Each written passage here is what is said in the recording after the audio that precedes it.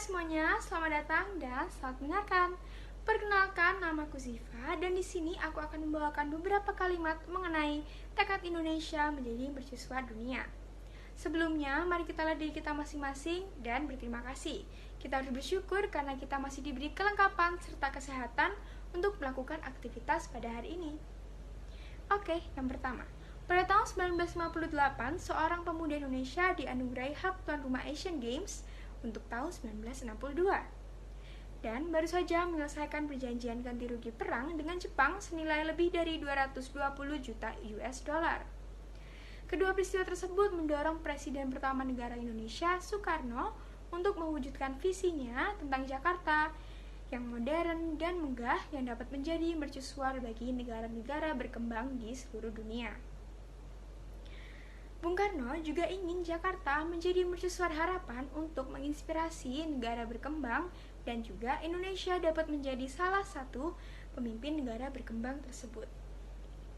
Saat Presiden Jokowi memulai masa jabatan yang kedua, masyarakat berharap beliau juga dapat terinspirasi untuk meninggalkan warisan lingkungan agar dapat dibanggakan kepada anak-anak dan cucu-cucunya serta kepada seluruh rakyat Indonesia di seluruh negeri.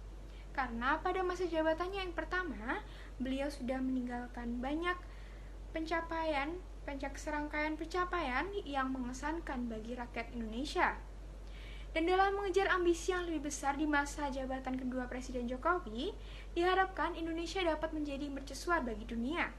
Di saat kepemimpinan lingkungan sangat dibutuhkan, hal ini juga dapat menginspirasi negara-negara lain di kawasan ini. Berikut adalah 4 saran penuh hormat di antara banyak cara potensial untuk bertindak yang dapat menjadi bagian dari warisan lingkungan yang positif ini. Yang pertama, mengejar jalur pembangunan alternatif di provinsi dengan hutan lebat di Indonesia. Ada 4 provinsi, yaitu di Aceh, di Kalimantan Utara, Papua, dan Papua Barat, tetap menjadi rumah bagi beberapa hutan hujan tropis yang paling berharga di dunia, serta ekosistem lautnya yang dihargai. Para pemimpin provinsi ini telah menyatakan keinginan mereka untuk mengejar jalur pembangunan alternatif menuju perkebunan dan ekonomi ekstraksi sumber daya alam. Ditambah, jika ada dukungan finansial dari pemerintah pusat yang menghargai komitmen lingkungan ini, agar dapat mewujudkan pembangunan alternatif tersebut, hal ini akan menjadi kontribusi yang sangat luar biasa.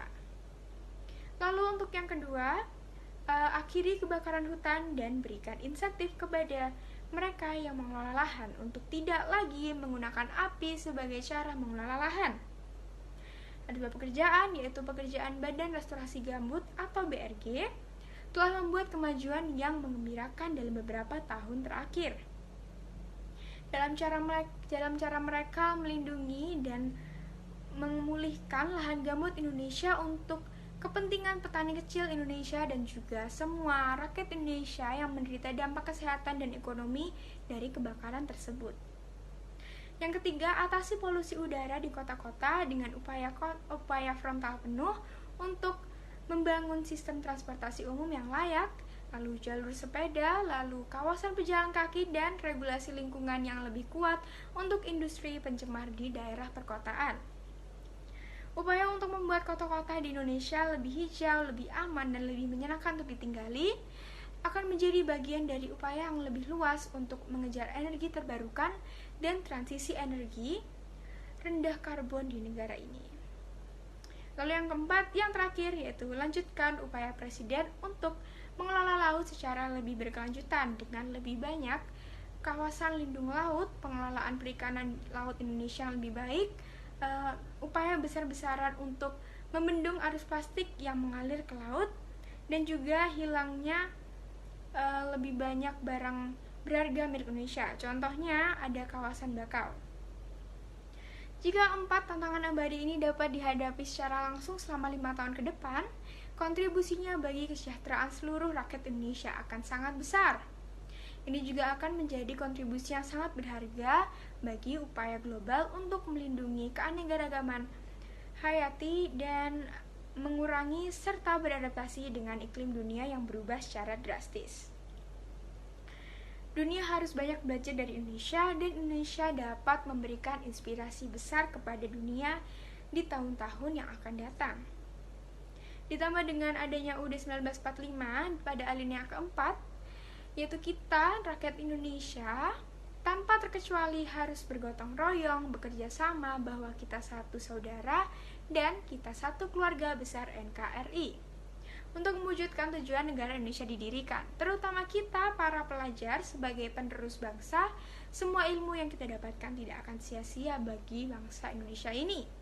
Tercantum pada sejarah Indonesia, para pemuda selalu ikut berpartisipasi pada tiap detik sejarah itu tertulis. Seperti berdirinya organisasi pemuda pada masa penjajahan, tercetusnya Sumpah Pemuda di tahun 1928, hingga peran pemuda dalam membantu proklamasi memproklamirkan kemerdekaan itu sendiri. Berikan aku 1000 orang tua, akan aku cabut Semeru dari akarnya. Tapi berikan aku 10 pemuda, niscaya akan mengguncangkan dunia, ucap Presiden pertama Indonesia, Insinyur Soekarno. Karena tanpa adanya pemuda tidak akan ada gebrakan besar terhadap Indonesia. Cita-cita bangsa hanya dapat diwujudkan dari generasi baru yang lebih maju dan dapat lebih bersatu. Ditambah dengan kepahaman para pemuda mengenai teknologi yang maju, kita bisa mendapat jaringan yang lebih luas sehingga kita bisa semakin bersatu, kita bisa membangun Indonesia menjadi lebih baik. Melalui media apapun itu, kita bisa mengubah Indonesia sedikit demi sedikit. Langkah yang paling sederhana yang dapat kita lakukan adalah peduli. Kita harus peduli terhadap sekitar kita. Kita harus memahami sekitar kita, terutama pada yang lebih membutuhkan. Dan kita juga bisa ikut dalam suatu organisasi untuk menyuarakan pendapat kita, tapi kita juga harus belajar untuk selalu mendengarkan pendapat orang lain. Dengan kita saling merangkul dan berani menyuarakan pendapat, namun juga kita juga bisa tadi mendengarkan pendapat orang lain, saya percaya Indonesia sudah bisa diubahkan sedikit demi sedikit. Dengan melihat kondisi saat ini dan kondisi yang diinginkan, sesuai dengan cita-cita negara Indonesia didirikan, maka ini momentum kita. Maka dengan ini semua, dengan semua usaha pemerintah maupun usaha penerus bangsa kita sendiri, kita bisa mengubah Indonesia dan membuat Indonesia menjadi mercusuar dunia.